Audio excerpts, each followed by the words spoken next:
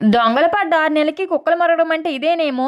ఎప్పుడో ఇన్‌స్టాగ్రామ్‌లో, యూట్యూబ్‌లో తెగ వైరల్ అయిపోయిన ఈ బాయిల్డ్ ఎగ్ ఆమ్లెట్‌ని నేను కూడా ట్రై చేశాను. అందరిలా కాకుండా కొంచెం డిఫరెంట్‌గా ఎగ్ ఆమ్లెట్ కర్రీనైతే చేశాను. టేస్ట్ అయితే నెక్స్ట్ లెవెల్ అంతే. ఒక చిన్న గిన్నెలో కొద్దిగా ఆయిల్ వేసుకొని, దీంట్లో ఒక గుడ్డు వేసుకొని, పైన 2 గుడ్లను బ్రేక్ చేసుకొని వేసుకోవాలి. తరువాత దీనిపైన ఉల్లిపాయ ముక్కలు, పచ్చిమిర్చి, కొత్తిమీర వేసుకొని, కొద్దిగా ఉప్పు, కారం వేసుకొని 2 వైపులా ఫ్రై చేసుకొని తీసుకొని పక్కన పెట్టుకోవాలి. ఇప్పుడు స్టవ్ పైన కళాయి పెట్టుకొని దీంట్లో 3 టేబుల్ స్పూన్ల ఆయిల్ వేసుకొని, దీంట్లో 1 స్పూన్ జీలకర్ర, అలాగే బిర్యానీ మసాలా వేసుకొని, ఒక చిన్న కప్పు ఉల్లిపాయ పేస్ట్‌ని అయితే వేసుకోవాలి. తరువాత పచ్చిమిర్చి ముక్కలు, అల్లం వెల్లుల్లి పేస్ట్ వేసుకొని, పచ్చివాసన అంతా పోయిన తర్వాత చిన్న కప్పు టమాటా ప్యూరీ వేసుకొని, ఒక్క 2 నిమిషాలు వేయించిన తర్వాత దీంట్లో కొద్దిగా ఉప్పు, కారం, పసుపు, మసాలా పొడి వేసుకొని, ఇవన్నీ పచ్చివాసన పోయిన తర్వాత 2 టేబుల్ స్పూన్లు పెరుగునైతే వేసుకోవాలి. మీకు పెరుగు ఇష్టం లేకపోతే స్కిప్ చేసేయచ్చు.